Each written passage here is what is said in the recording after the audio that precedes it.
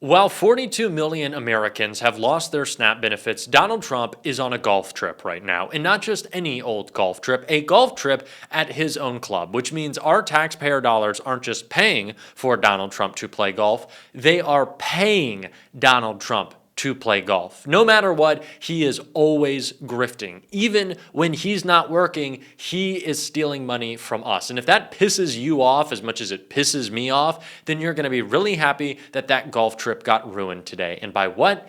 An Epstein protest. Yes, Donald Trump has been humiliated over the scandal he hates most. We're going to get into it all, but before we do, if I could quickly ask you to leave a like on this video, and if you haven't already and you enjoy our channel, to hit that subscribe button because it goes a long way in supporting our work. Now, before we get into that Epstein protest and how it blew up Trump's golf trip, I want to start with another protest happening today in Texas with not just Jasmine Crockett, but Gavin Newsom as well, and what Governor Newsom had to say about Trump trying to rig this upcoming midterms. He is an historic president, however. Historically unpopular president. Under every key category. I mean, you can't even make this is hard to do. On every issue, on the economy, on tariffs, on immigration, on health care. Historically unpopular president. And he knows it. And he knows it. Why else? Why else did he make that call to your governor? Why else did he feel the need to rig the election before even one vote was cast? That's just weakness. Weakness masquerading as strength. That's Donald Trump. And he had a very bad night on Tuesday.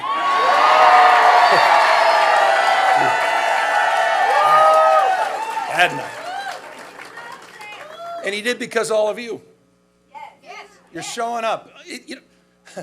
We talk that No Kings rally. You talk about patriotism. You talk about why the founding fathers lived and died. You talk about why we're all here. The best of the Roman Republic, best of Greek democracy, co-equal branches of government, popular sovereignty, the rule of law, not the rule of dawn. And it's dawning on people all across the United States of America what's at stake.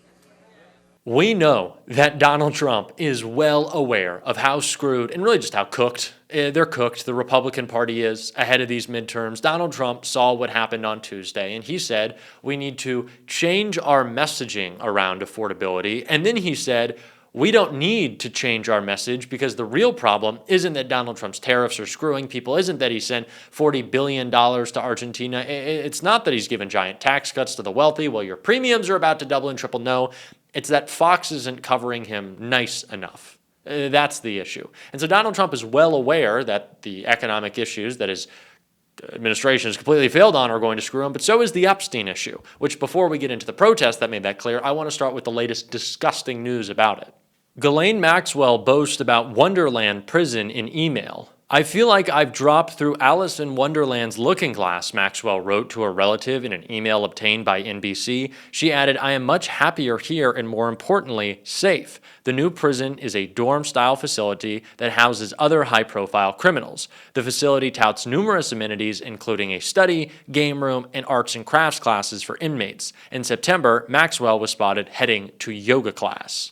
In the leaked emails, Maxwell wrote that her situation has improved at Bryan with less violence, more polite staff, and better food. The institution is run in an orderly fashion, which makes for a safer, more comfortable environment for all people concerned, inmates and guards alike. The kitchen looks clean, too. Maxwell also referred to the prison camp warden, Tanisha Hall, as a true professional. It's a well-managed, well-run institution with an excellent warden who leads from the top, she wrote. She's a true professional. The emails were first obtained by the House Judiciary Committee after Jamie Raskin of Maryland wrote an open letter to Hall on October 30th asking about Maxwell's perceived VIP treatment.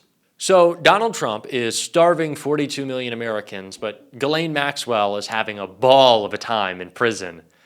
That's great. At a facility she literally shouldn't be allowed to be in because she's a sex criminal.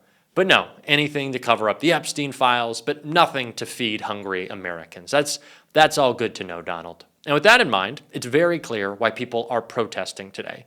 Not just protesting Donald Trump's failed administration, not just protesting that Donald Trump is trying to become a fascist, not just protesting that Donald Trump is starving people, but of course protesting the one issue that he hates most, that is his Epstein scandal. And I want to take a look right here. Breaking. Veterans and activists in Tucson have gathered to protest Mike Johnson's decision to not seat Adelita Grijalva. We need more of this. Her in! Swear her in! Swear her in! Swear her in! Swear her in! Swear her. Adelita Grijalva is out there every day, bringing attention to the fact that one thing is incredibly clear. Mike Johnson refuses to seat her because he is covering up for pedophiles. Mike Johnson will happily see your healthcare premiums double and triple. Mike Johnson will happily see you go hungry. Mike Johnson will happily see federal workers go unpaid, air traffic completely shut down, people be put in danger during this government shutdown to protect pedos. And not just any pedophiles, Donald Trump's best friends. And even some people in his cabinet, even some people in this administration. Many might say maybe even some people in the Oval Office. I would certainly say that. And it's why Donald Trump is on the run right now, because he is well aware that this is the perception and that his term is falling apart because of it, which is why we need to take the opportunity to hit back harder than ever. And that is exactly what Gavin Newsom is doing. We saw that today. You got to check out more of this speech. We were. I say it all the time, it's not what happens to us, it's how we respond to what happens to us. And you responded. You didn't roll over and you didn't give in. You stepped up and you traveled, as Gene said, all across the United States of America, and you woke us up. You didn't just have your back here. You had our back in the state of California. We were looking for a fight, not only that we can win, but a fight worth fighting for. And that is why I'm here.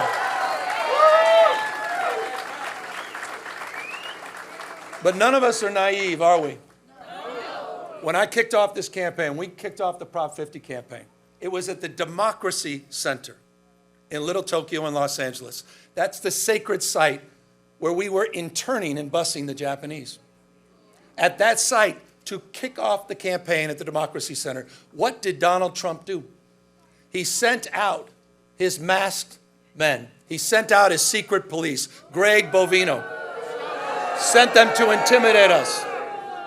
And don't take my word for it, you can hear the federal judge's own words. This is a guy who believes that the oath of office he needs to take is to the dear leader, not the Constitution of the United States. Masked men showing up. Border Patrol, in ICE.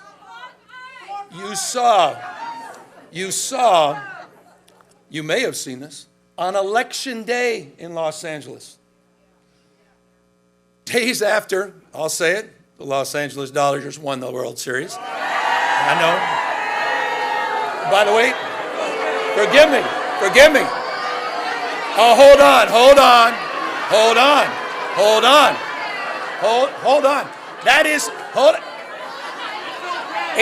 Did you not listen to Al Green? I was the former mayor of San Francisco. That's harder for me than it is for you. Okay? Please. All right? I don't need to hear that.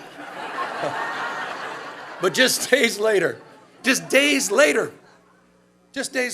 what did he do? On Election Day, he sent 100 ICE and Border Patrol to assemble at Dodger Stadium, what they call the BORTAC units. These are the Border Tactical Units.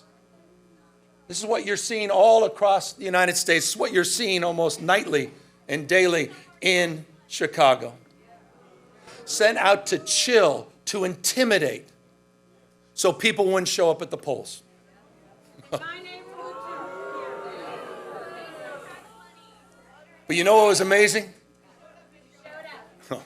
Did we show up? There were lines around the block 2 hours after polling had stopped because people wanted to be heard, not just seen.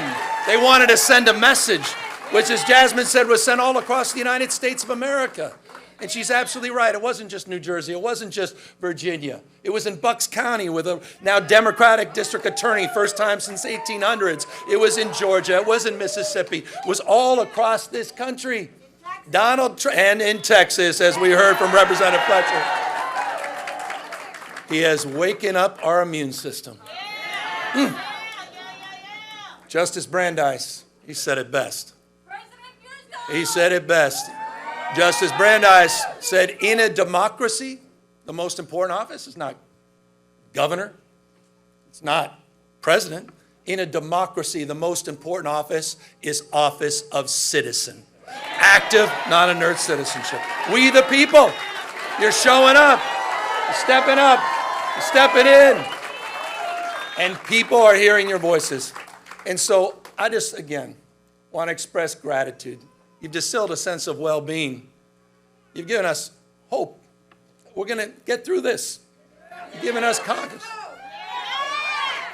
But as I said, we cannot rest until we take it back. There is no more important race in our lifetimes than the House of Representatives and taking back the House and getting Speaker Jeffries sworn in next November. It's the whole thing. It's the whole thing. It is. And so that starts today. It started on Tuesday.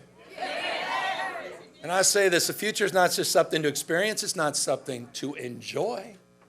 The future is something to manifest.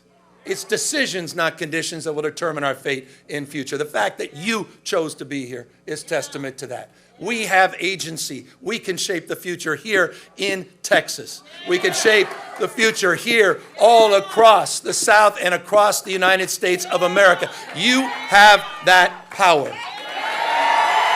You do. Not Donald Trump. Not Donald Trump.